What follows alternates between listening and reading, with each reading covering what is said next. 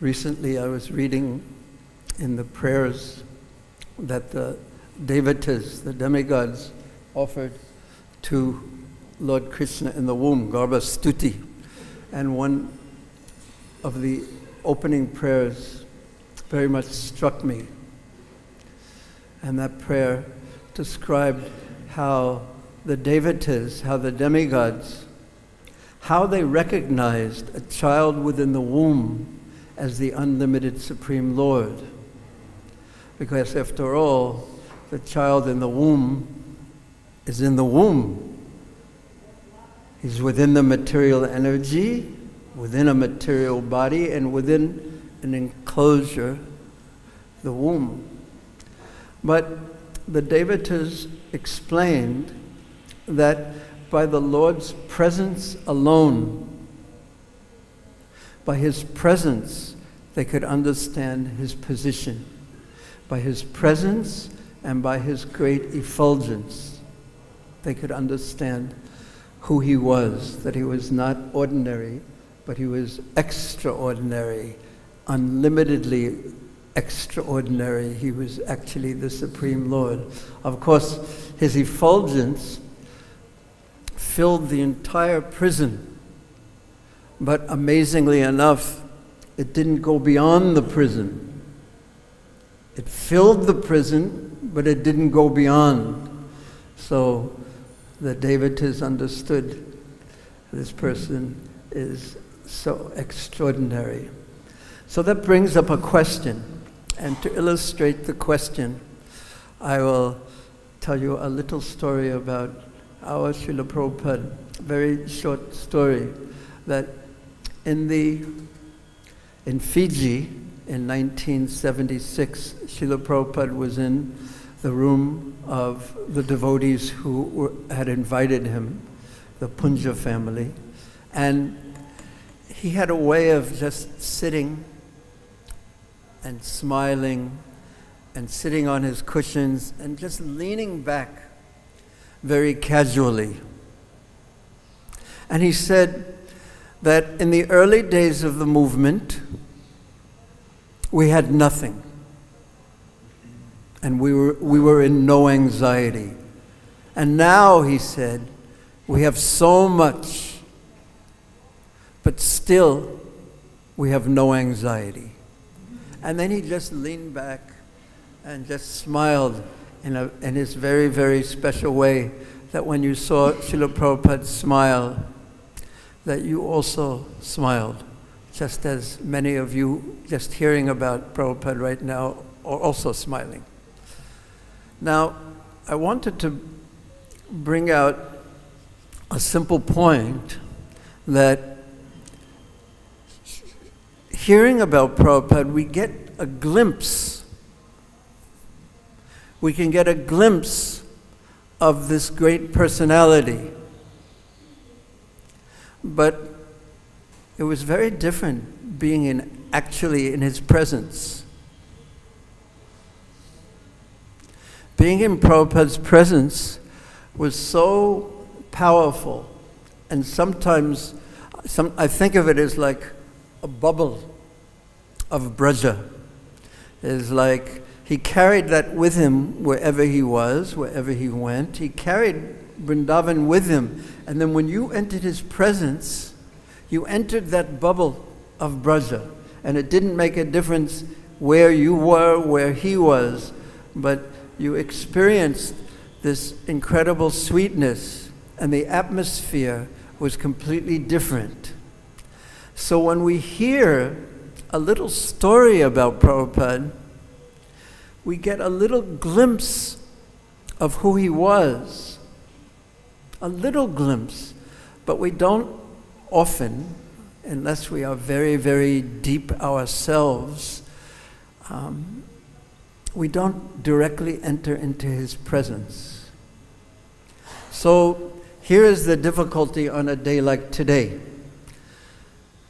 where our duty and our great happiness is to glorify Srila Bhaktisiddhanta Saraswati Thakur. There are so many well-known stories about him, about his birth. Where was he born? Raise your hands, please. Where was he born? Jagannath Puri. And what happened when his father placed him in front of the Rath cart? What happened?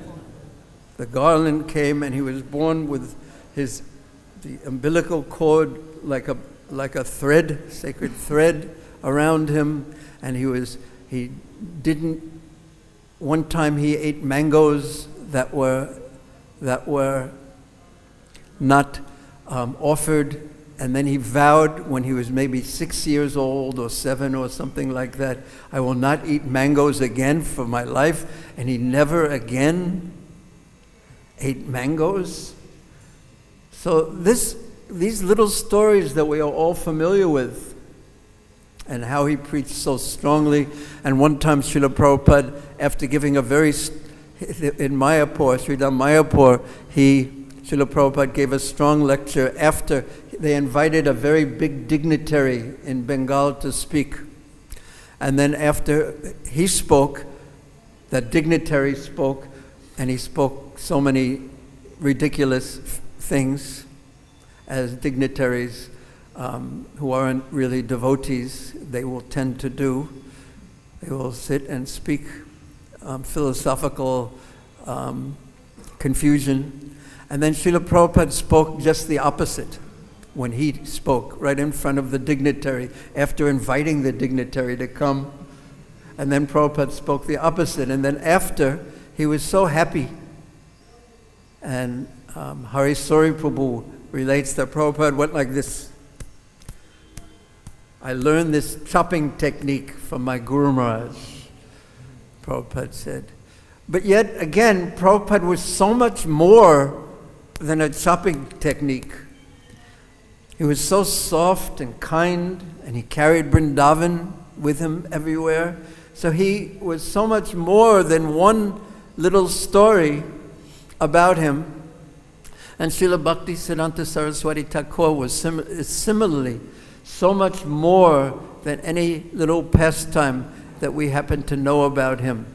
When I once had the fortune of being with Srila Prabhupada, in what country?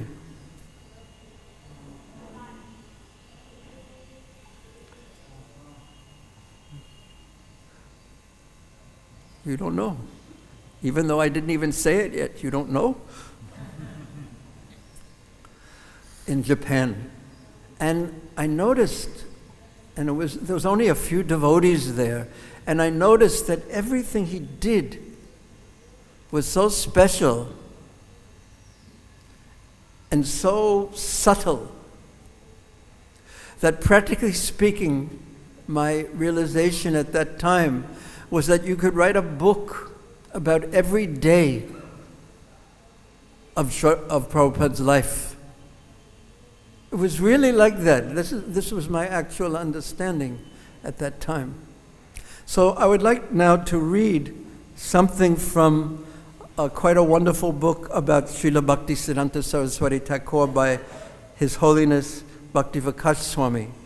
The book is called Sri Bhaktisiddhanta Vaibhav, his great opulences. And it's a 3-volume book, and this is just something from the first volume. But you could write a book about every day of this great personality. How he did this, how he did that, and we're able to get a little bit, but that little bit will give us a glimpse of what a fully spiritual personality is like. And a fully spiritual personality, it's a very interesting topic, because Guru is very difficult to understand, because he's a person like the deities, like Sisi Gonatai and Sisi Krishna Balaram and Sisi Radhashyama Lalita Vishaka. Very difficult to understand in one sense. Why?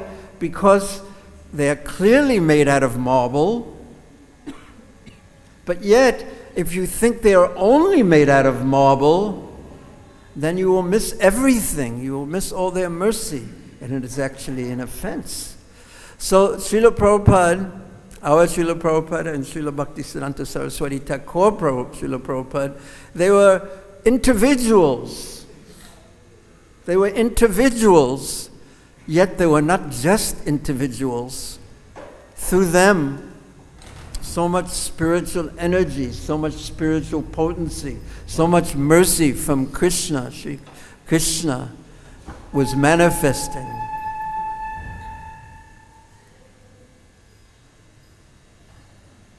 So these junctures, these connecting points between the spiritual energy and the material energy, they are very subtle and very confusing in the sense of, yes, they have individuality and personality, and yet everything they do is someone like Srila Prabhupada did is completely extraordinary.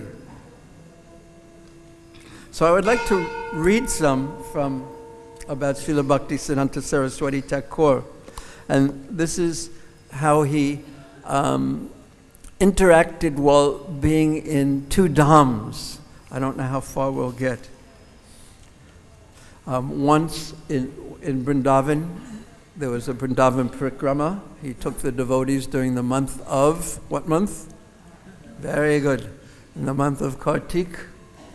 And hundreds and hundreds and hundreds and hundreds of devotees he took on around Vrindavan. So please listen.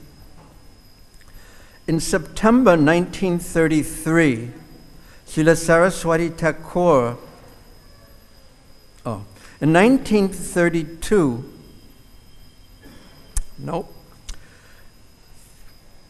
there were, in the magazine called The Harmonist, there were two issues where Srila Bhaktisiddhanta Saraswati Thakur spoke about the importance of being in the Dham, visiting the Dham with advanced devotees, with advanced devotee, and constantly hearing from him.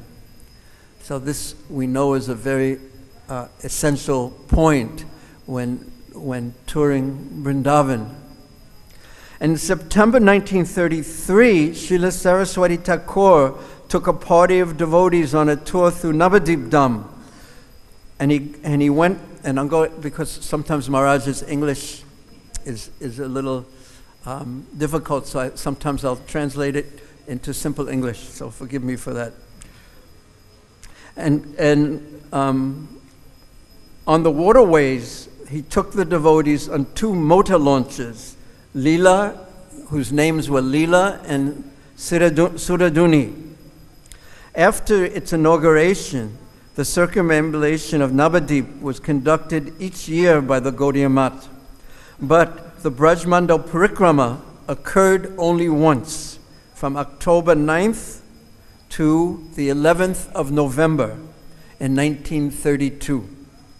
As they had done for Navadvip Dham Parikrama, devotees worked hard to make the many preparations necessary for a successful Brajmandal Parikrama, such as arranging to transport food, basic medical supplies, fuel for cooking in remote areas, and so on. Srila Bhaktisiddhanta Saraswati Thakur led the group of pilgrims on the 168-mile, about 200 kilometers, say, route.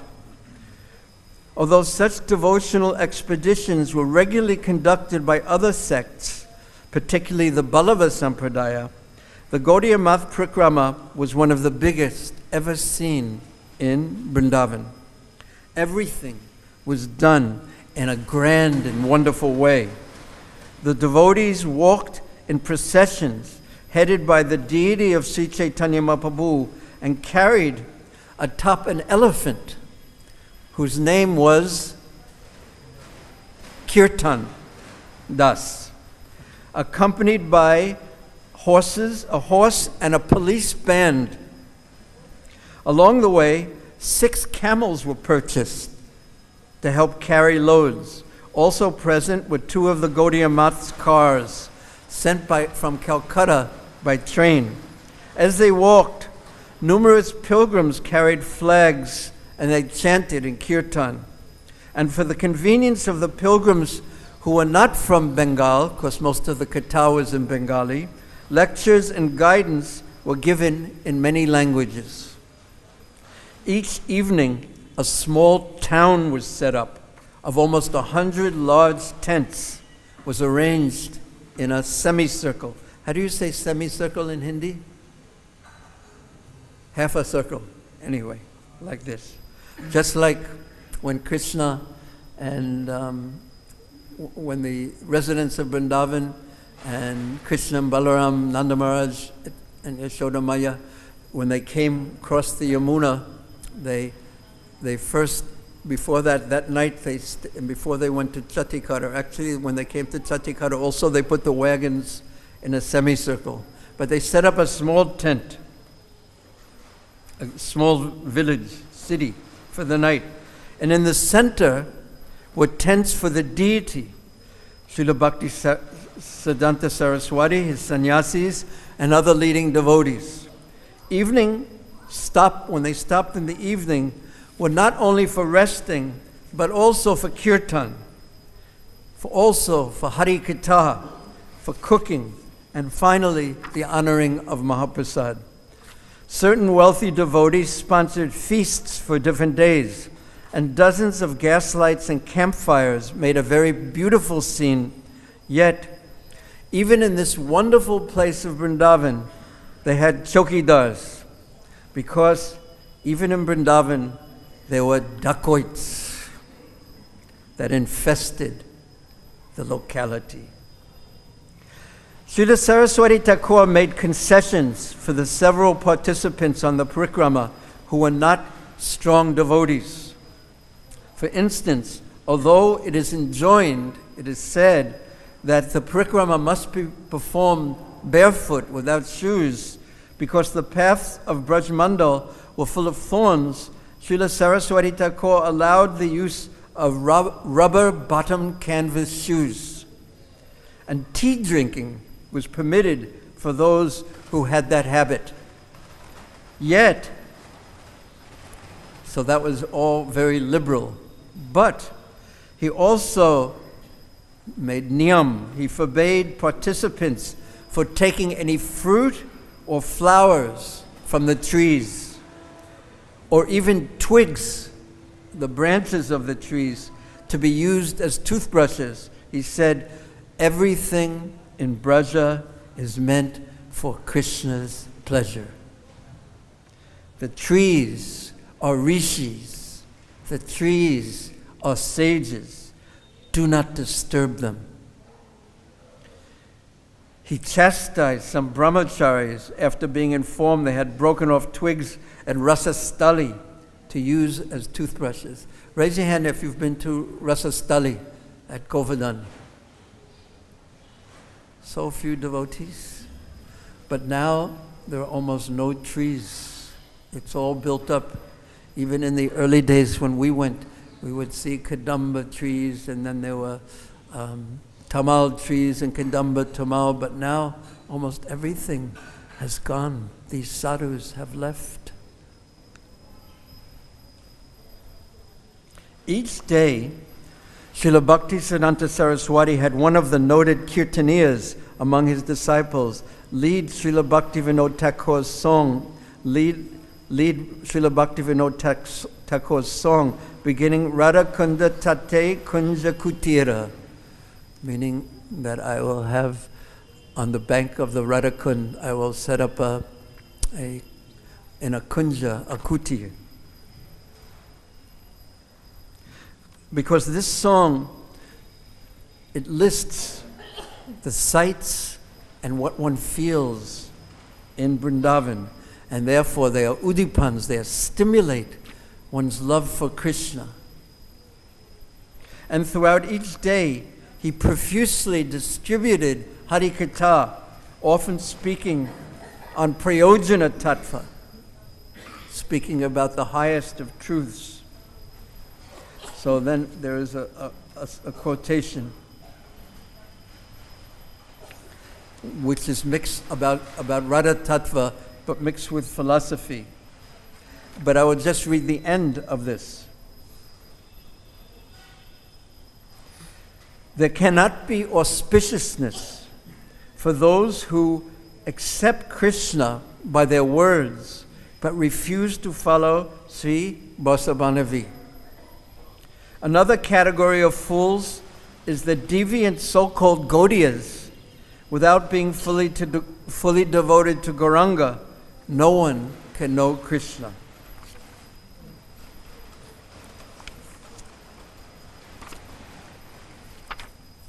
At that time, Brajmandal, like most of rural India, was materially undeveloped. There were no proper roads, only dirt tracks, and cars were rarely seen. As the party walked through the peaceful village surroundings, Srila Saraswati Thakur described the most important of the innumerable places of Krishna Lila, and he revealed their significance to all the accompanying devotees. Sri Binod Bihari Brahmachari and others would patrol the parikrama on horseback, keeping the participants in order and coordinating necessary arrangements. Both when the party stopped and also along the way, Brijbasis, including many learned pandits who resided in Brajmandal, they flocked to hear from Srila Bhaktisiddhanta Saraswati. He spoke with pandits in Sanskrit. He spoke with the Brijbasis in Hindi. And to the local children, he spoke in very simple Hindi. Parikrama participants were happy by the natural hospitality of the Brijbasi village folks in extending their cordiality, their welcoming pilgrims, parikramis.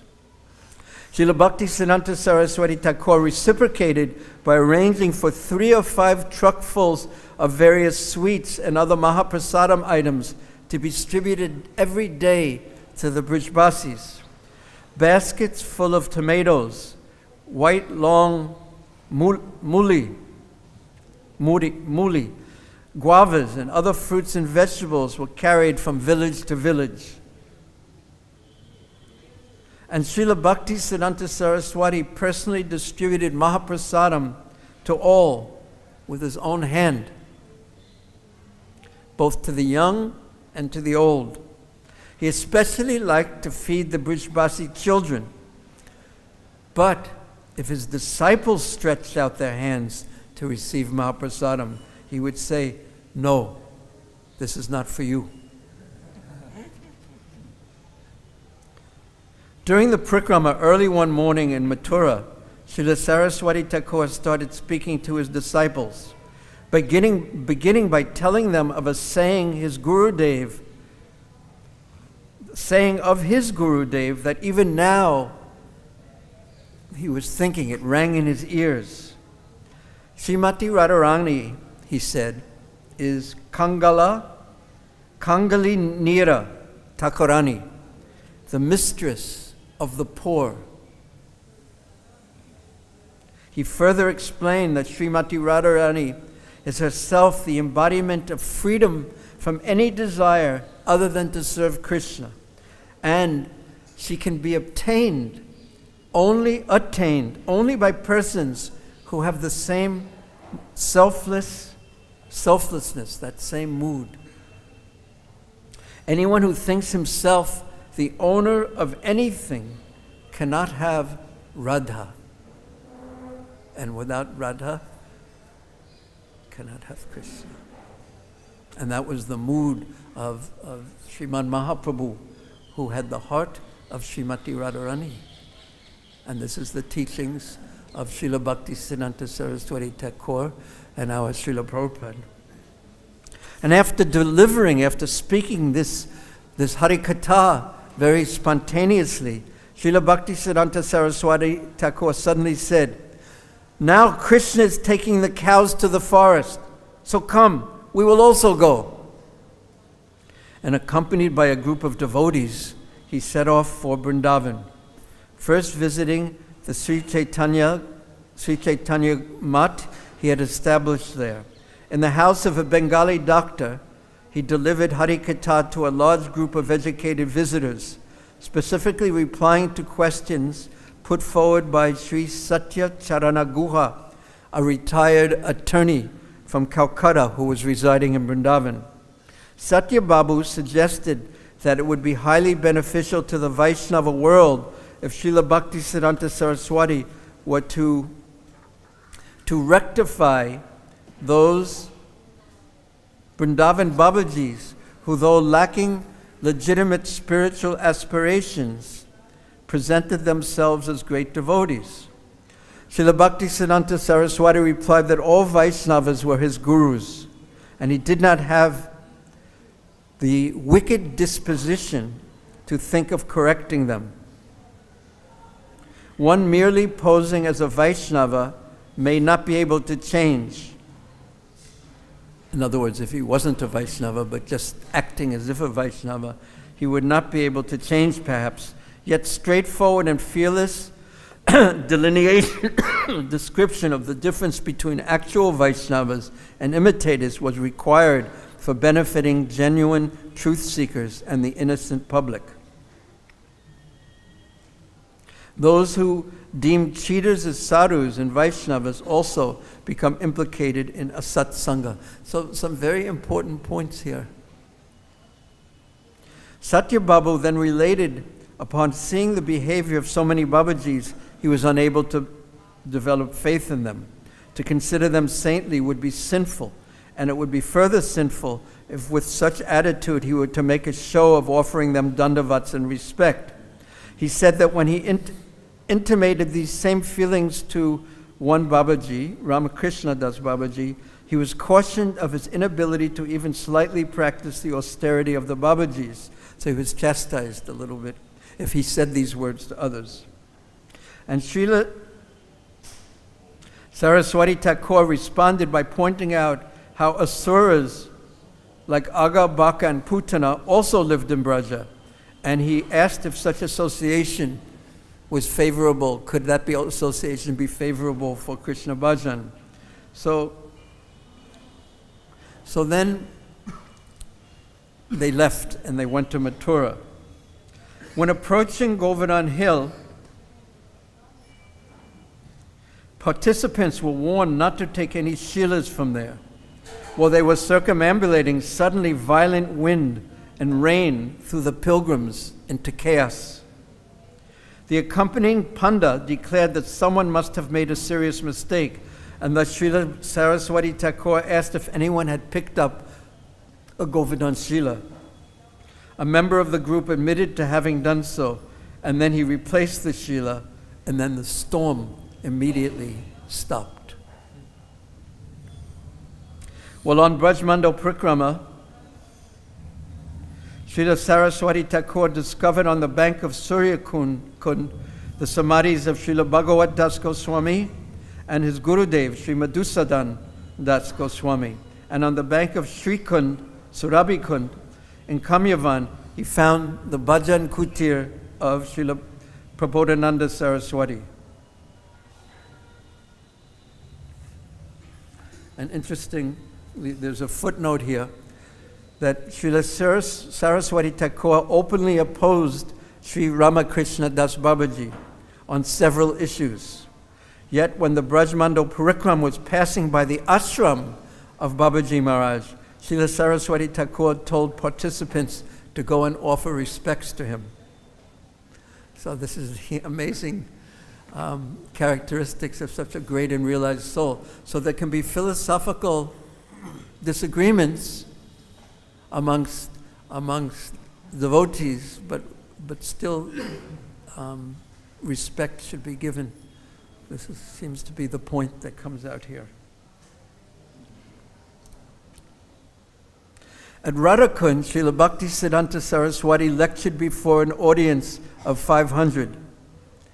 The adjacent rooftops were packed with people straining to hear, and in the crowd below, there was no space even for standing. At one point in the lecture, he began speaking very, very spontaneously about Radha Tattva. Then suddenly, he stopped. He was overcome with ecstasy. And after about 10 minutes, his emotions subsided and he continued speaking. During this visit, the Gaudiya Math party fed almost 250 Vaishnavas, ladu, peda, and kachoris brought from the town of Vrindavan in 2 cars.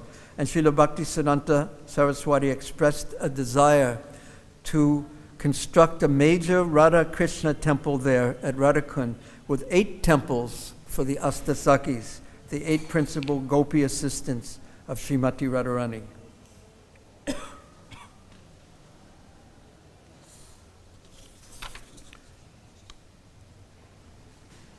So there's a little bit more about Braja, his Braja Mandal Parikrama, but I'd like to read something about his Navadip Mandal Parikrama.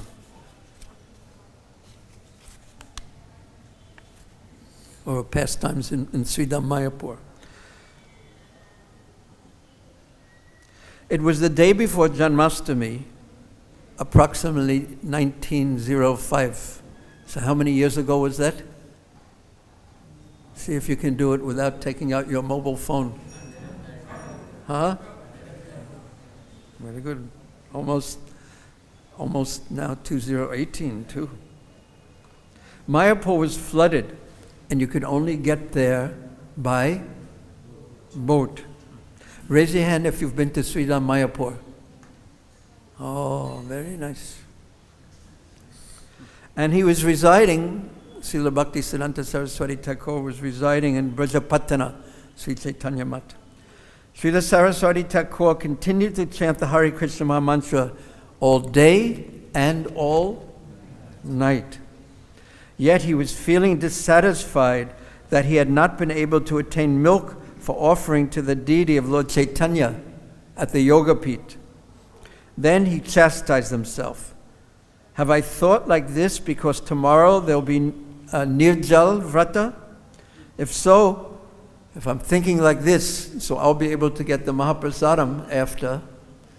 If I'm thinking like, have I thought in this way? He was watching his mind very introspectively. He thought, if I'm thinking like this is so wrong of me. And that afternoon, somehow, wading through puddles of mud, a milkman arrived with large quantities of milk, condensed milk, butter, and other dairy products sent by a Jamandar named Harinath Chakravarti. After offering everything to the deities, the pujari at the Yoga Pit brought the Mahaprasadam to Srila Bhaktisiddhanta Saraswati Thakur at Brajapatnam, despite Srila Siddhanta Saraswati Thakur's order that the sumptuous dishes offered to Mahaprabhu not be given to him. And after the devotees explained what had happened, that someone just spontaneously came, a milkman, and gave all this bhoga to offer to Mahaprabhu.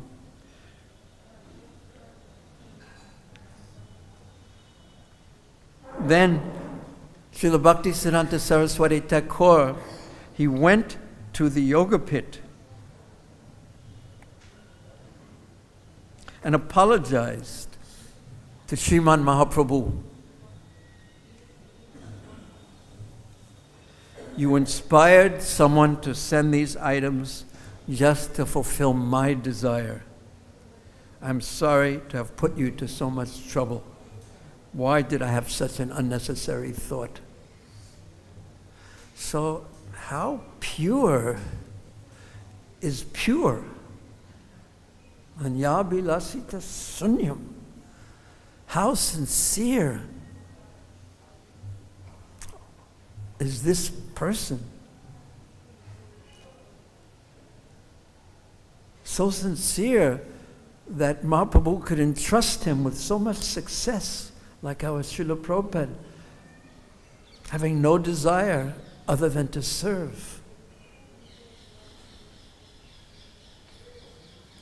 As Srila Bhaktisiddhanta Saraswati Thakur's preaching movement gradually swelled, increased, the once seldom visited Sri Chaitanya Mat became a bustling outpost.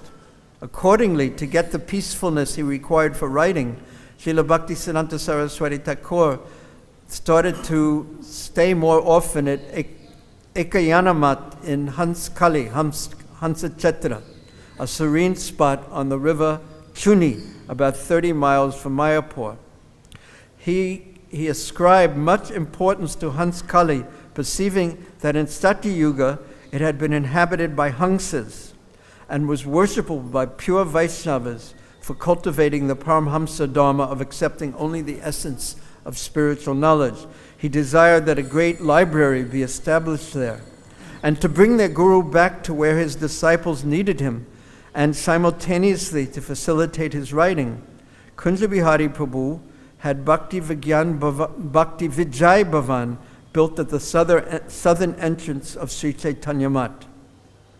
Submitting to Kunja Bihari's will, Srila Bhaktisiddhanta Saraswati Thakur shifted there, and he commented, "With a desire to avoid opulence and crowds, considering those may go against my principle of humility, which prompted me to be like a blade of grass, and also go against my perseverance, which rooted me in perpetual Hari Bhajan, I changed my residence to the loneliest of possible places.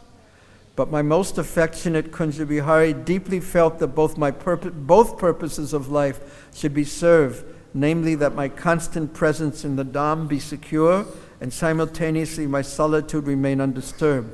Hence he got this building constructed for me by the generosity of Sri Bhakti Vijay. So here I stay at the Garuda Stamba of Sri Chaitanya Mat." Srila Saraswati Thakur often remained alone in his room in Bhakti Vijay Bhavan for hours on end, chanting, studying, and writing. When he eventually came out, his disciples would quickly gather around him, eager for his association. Sometimes he would call for the neighboring village children, who were mostly Muslims, and he gave them sweets. And often he sat on the roof terrace, which afforded a vista of the yoga pit spire towering above the trees in the fields, with the Ganga rushing in the background. Early one morning outside of Bhakti Vijay Bhavan, several pilgrims had gathered by the drain pipe. And after he had bathed, they were jubilantly, very happily sprinkling Srila Bhaktisiddhanta Saraswati Thakur's bathwater on their heads. But when he saw that, Srila Bhaktisiddhanta Saraswati Thakur was not at all happy. From then on, he bathed only in a bathtub, and he ordered his disciples to throw the wash water at a distance so that no one would take his bathwater. And one day, we're walking from Sri Chaitanya Mat to the yoga pit. A disciple accompanying Srila Saraswati Thakur covered his nose with the edge of his dhoti to protect against the fact that the bad smell that came due to people passing in the fields. And Srila Saraswati Thakur smiled and he commented, "This is a transcendental land full of absolute pure spiritual fragrance. Yet, you detect only the bad odors of this material world. This divine realm is none different from the Supreme Lord. Do not try to understand it with your material intelligence."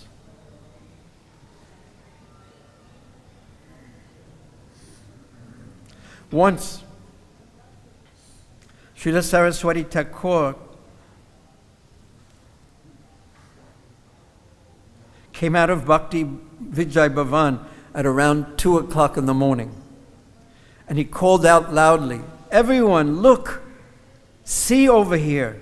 Gauranga and Nitai are going on Sankirtan. Follow them, come and see." All the devotees rushed out, but no one could see them. Maybe if I was there, I would say, "Oh, it's too early. Why? Maybe they could come in 2 more hours," or something like that. Another time, in the middle of the night, Srila Bhaktisiddhanta Saraswati Thakur woke and said, "Just see, the Panchatattva are going by, chanting and performing Sankirtan. Come, let's follow them." The devotees accompanied their guru into the darkness. but only Srila Bhaktisiddhanta Saraswati Thakur and Tirtha Maharaj could see them. Such incidents were not uncommon in the pastimes of Srila Bhaktisiddhanta Saraswati, especially in Navadvip Dham. One time at Bhakti Vijay Bhavan, around midnight, a sound awoke Seva-Vilas Brahmachari. He arose and he saw Srila Saraswati Thakur walking towards the south, absorbed internally. Seeing him go alone into the deep night, Seva-Vilas Prabhu thought it wise to follow. And reaching the yoga pit, Srila Saraswati Thakur prostrated in respect. And after proceeding a little further south, he repeatedly cried out, "Ha Satchinandana Gaura Hari!" And again he offered dandavats. Soon, tumultuous kirtan became audible. They could hear it. And many devotees approached, sounding madangas, kartal, kanchas, and gongs. Srila Saraswati Thakur offered dandavats to them. They reciprocally offered dandavats to him and said, "Srila Saraswati Thakur, today we are graced with darshan of the lotus feet of you who are an eternal associate of Lord Chaitanya and a most dear manjari of Sri Radha. Glance mercifully upon and favor the lowly souls. By your mercy, that of Sri Gaurasunda and his Dham is attained." In humility-laden tones, Srila Bhaktisiddhanta Saraswati Thakur replied, "You are all Vaishnavas of Swetadip, eternal Gaur Dham Vasis and servants of Sri Gauranga Mahaprabhu. Out of your desire, our only desire is to attain your mercy." Those divine beings offered prayers to Srila Saraswati Thakur and then resumed their kirtan. They offered dandavats before the yoga pit and they cried out, "Ha Satchinandana, Ha Gaura Hari, please reveal your Dham and your form. Ha Sati Devi, Ha Jagannath Misra, mercifully bestow upon us service to Sri Gaura Hari." After circumambulating the yoga pit temple 4 times while performing kirtan, they rolled in the dust of the adjacent forecourt of Sachi Devi. Then they seated Srila Saraswati Thakur before them, and with their palms joined in respect, they said to him, "Srila Saraswati Thakur, you are Sri Gaura Hari's dearest servant, the fulfiller of his manobishtam, his desires. Having heard of your qualities from Lord Chaitanya's topmost associates, we came for darshan at your lotus feet and to hear from you the pastimes enacted by Lord Gaura Hari on this earthly plane. Kindly fulfill our desire." And after begging their blessings to recite, Srila Saraswati Thakur spoke on Gaura Leela as described in the authoritative biographies, enriched with his own realizations and Siddhantic explanations of its intricacies. And he did not stop until the chirping sound of the birds in the Dham announced the coming sunrise. Before parting, the residents of Satadip requested Srila Saraswati Thakur to speak Gaura Leela to them every night. Then he and they offered mutual dandavats and returned to their respective abodes.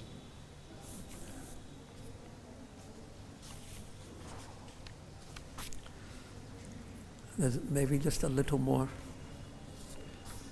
This section is entitled Dealing with Muslims. The difficulty of living in Mayapur were compounded by a preponderance, many illiterate Muslim villages, most of whom were not sure about what they perceived as a Hindu pilgrimage site arising in their ancestral home. They didn't like anything Hindu. Thus, they needed little provoking to become openly hostile. And taking advantage of this charged and unruly political atmosphere, certain self-interested persons who opposed the declaration of Sri Mayapur as the appearance place of Lord Chaitanya, so the people on the other side of the Ganga, they conspired to incite the local Muslims against Srila Siddhanta Saraswati. Although Srila Siddhanta Saraswati had no bad intent towards the design on the Muslims, they became very angry when fed rumors, and who tried to make a riot occur. And they went so far as attempting to send Srila Siddhanta Saraswati Thakur's chief assistant to be hung at the gallows. For sometimes severe disturbances were caused, but gradually some truth-seeking Muslims who had faith in Mahaprabhu came to understand the whole situation, and everything became peaceful.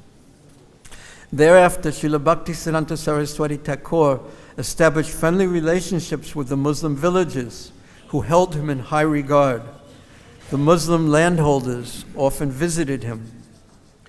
Srila Bhaktisiddhanta Saraswati Thakur respected them as Dhamvasis.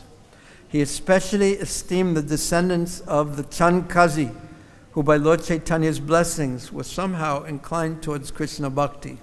And several Muslims from Mayapur and other parts of Navadvip Dham, although not formally initiated, consider themselves disciples of Srila Bhaktisiddhanta Saraswati.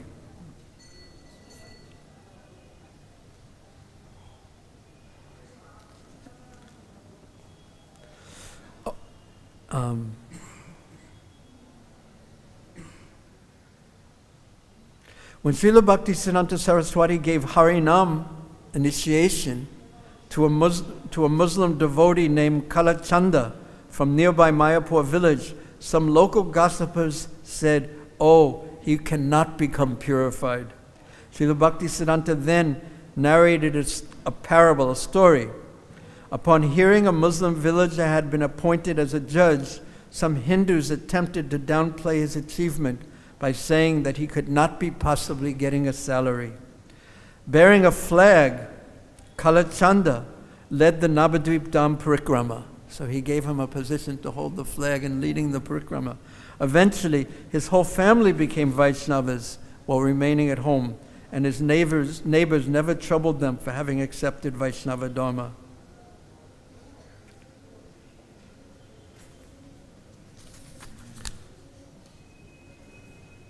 So he kept up always very, very sweet and natural relationships with the Muslim population who was nearby.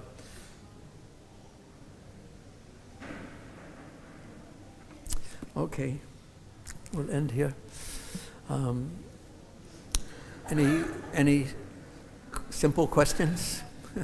Yes. Srila Bhaktisiddhanta Saraswati Thakur ki jai.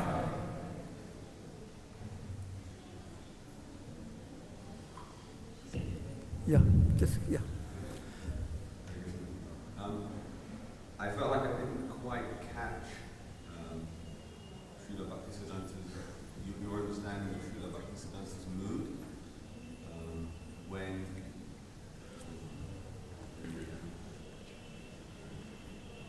with not wanting to chastise like the fakers in Vrindavan. I was wondering if you could elaborate a little bit on that. You're saying he didn't want to do that, but then maybe there was a little more that I missed. Yes. Well, there's several points come up. One is he's trying to teach his followers that they should look at their own advancement before chastising others and see their own faults before pointing out the faults of others. But yet, on the other side, innocent people will be disturbed and misled by people who have incorrect philosophy.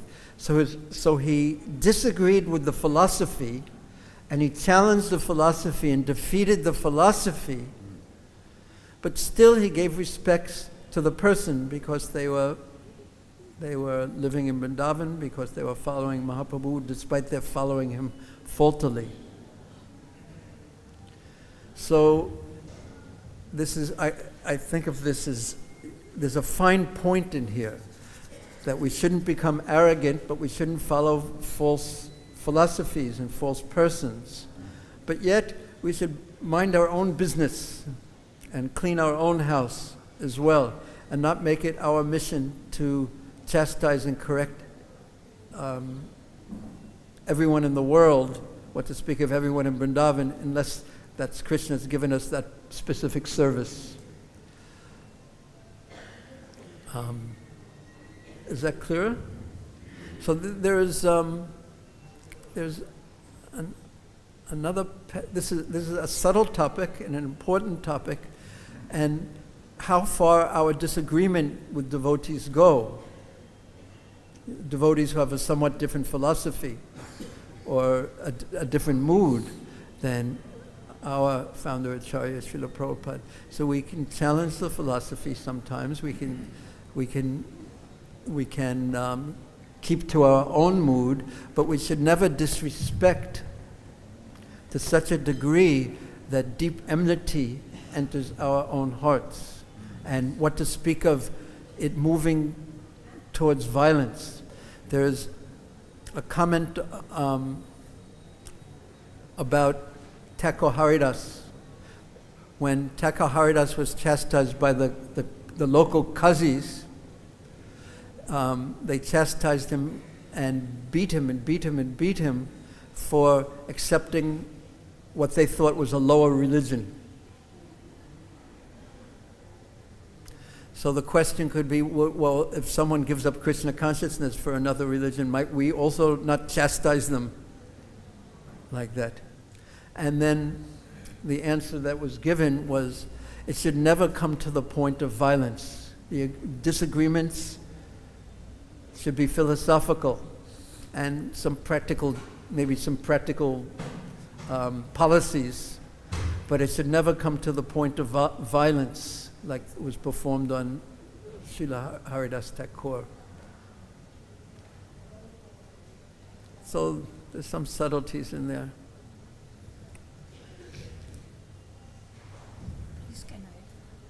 But yes, but not yet. You can go after this Prabhu, who I saw first. It is said that Srila Saraswati Thakur Maharaj was going too early, or even he was frustrated about the circumstances. Can you please a little bit speak about that? Yeah, Srila Prabhupada said that he left prematurely because his disciples were fighting over the material facilities that the Math offered. And he was disappointed, said Srila Prabhupada. But I will just say one point on the other side, something that His Holiness Tamal Krishna Maharaj told me. He said that Srila Prabhupada told him that you cannot criticize any of my godbrothers. Something like that. So the dealings between these persons and Srila Bhaktisiddhanta Saraswati Thakur's criticism of them, they're not so much for me to enter into, but they are for me to learn a lesson from. And the lesson that I am supposed to learn from that is to make sure that I don't take the facilities that my Guru Maharaj, Srila Prabhupada, has created and take those and think that they are mine and meant for my pleasure. So that's how I prefer to answer your question. And it's well known that at Radhakunda, Srila Prabhupada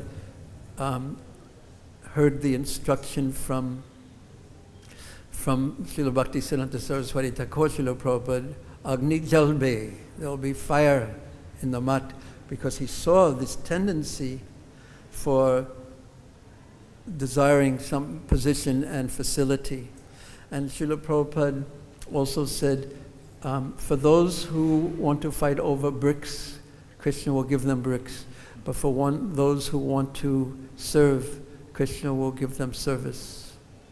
So that is our most cherished desire, to have that purity of heart where we only want to serve. Thank you. Yes, Mataji, she's disappeared.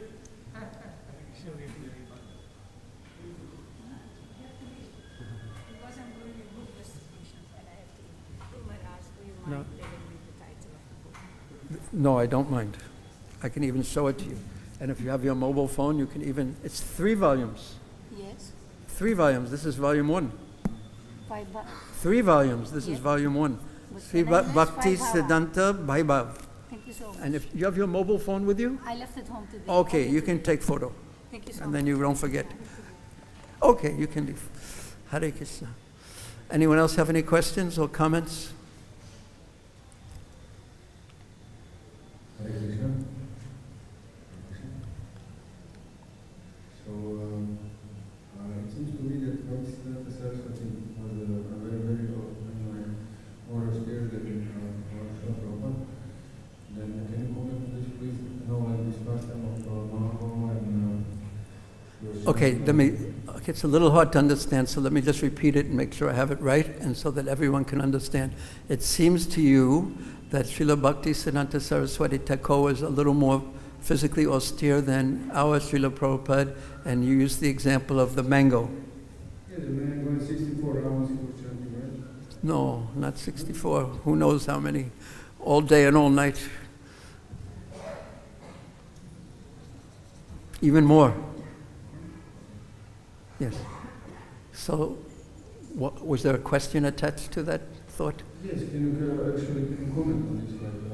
Because then sometimes it seems to me that we have austerity that is very We have? It seems to me that sometimes in ISKCON we have austerity that it's hard to follow. So then in comparison to austerity that Bhaktisiddhanta Saraswati was following, then it seems like not as a big austerity. So can you comment on this, please? I couldn't hear the last part. It seems like the... If you compare the austerity to Yeah, In yeah. comparison of Yes. austerity that Bhaktisiddhanta. But what is... There's many things I could say, but one is that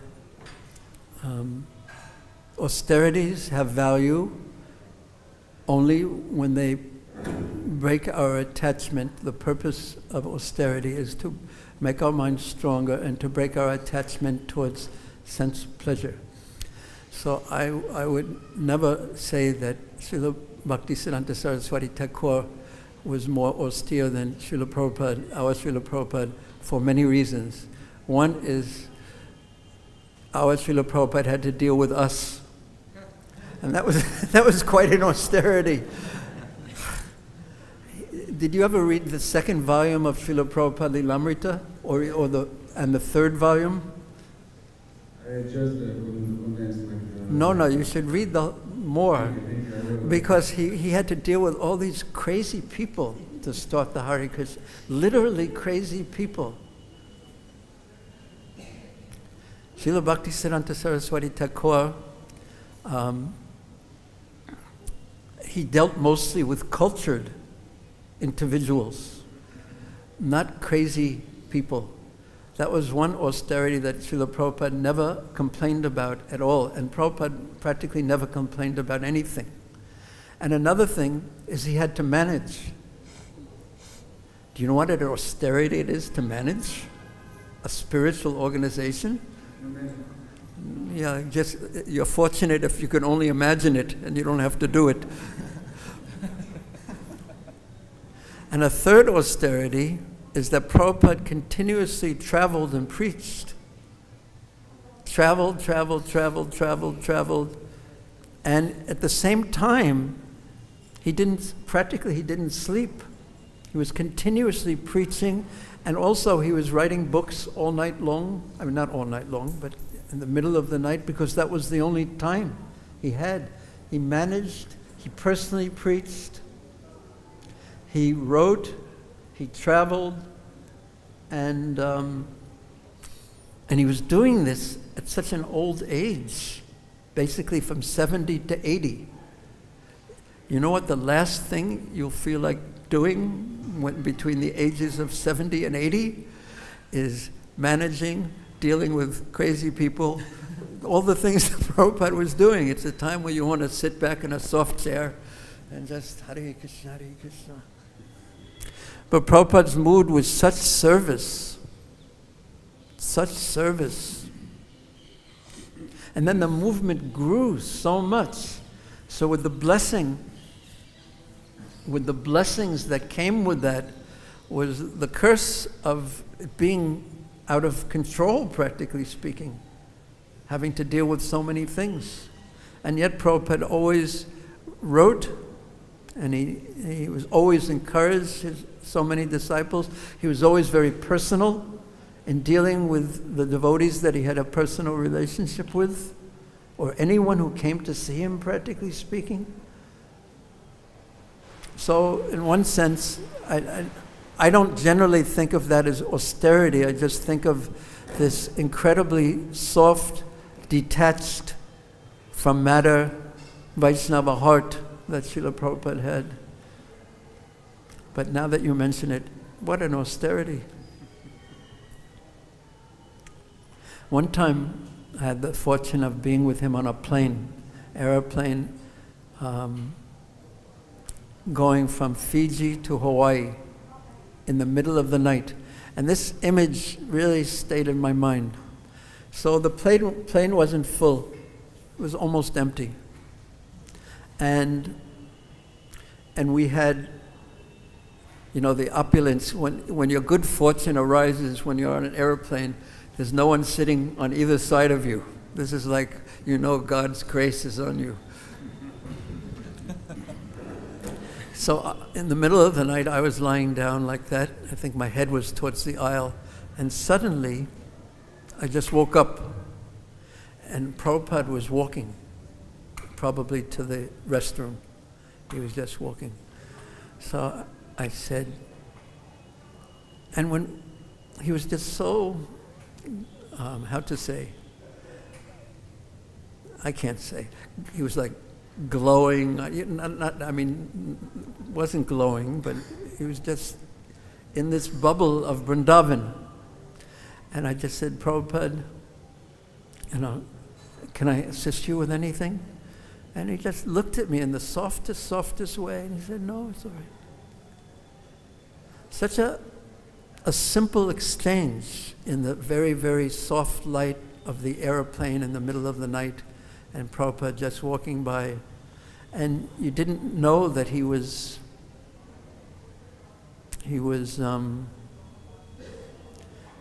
in any way inconvenienced or anything like that, but it was just such a soft, personal, intimate exchange that, and the telling of it maybe doesn't even mean anything because it was just so simple what had happened, but it was just so sweet. It was just so endearing and so much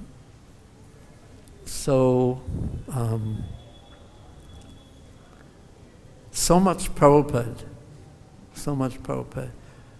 He was so dutiful and so dedicated to following the order of his Guru Maharaj and bringing the Hare Krishna mantra, Krishna consciousness, and Sri Vrindavan, Siddham Mayapur, Mahaprabhu's mercy to the whole world.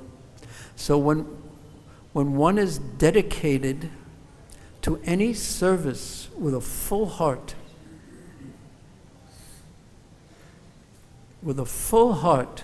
then so many austerities will come. Because to do any service with a full heart in itself is the perfection of all austerity. That's one way I could answer your question. Your comment, really. Okay. One last question.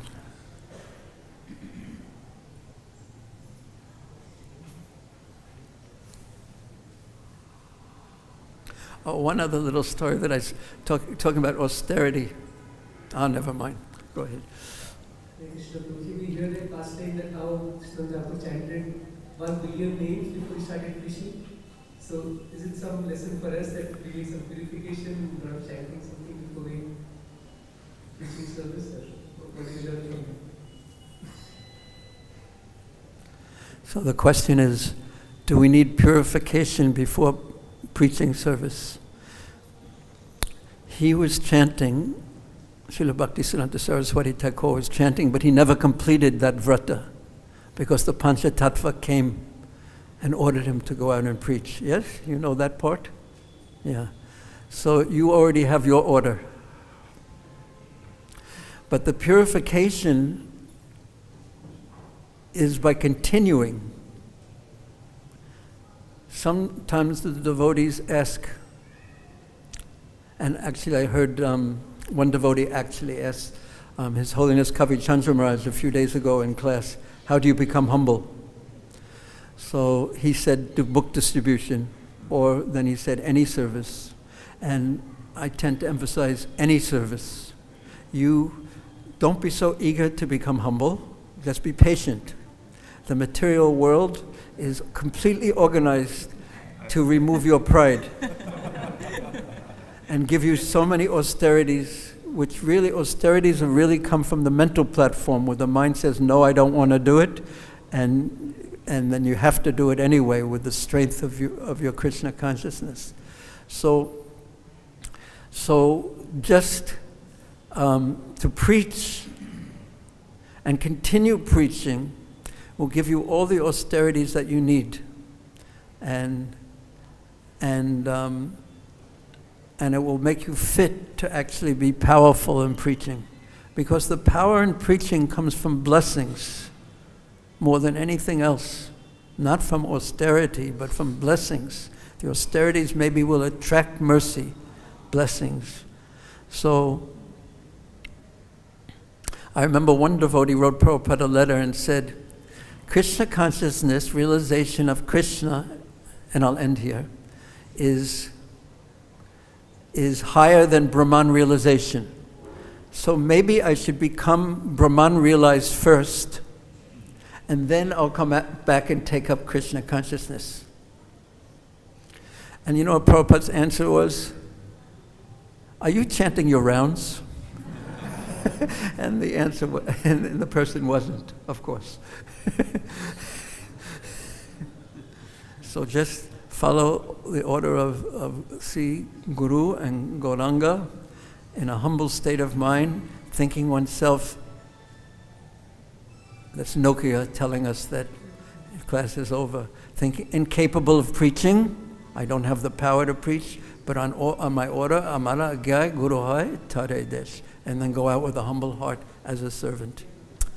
Srila Prabhupada ki jai, Srila Bhaktisiddhanta Saraswati Thakur ki jai, Srila Prabhupada Bhaktivinoda ki jai, Sri Gauranatai ki jai, Sri Krishna Balarama ki jai, Sri Radha Shyama Sundar Lalita Vishaka Devi ki jai, Nitai Gaur Premanandi.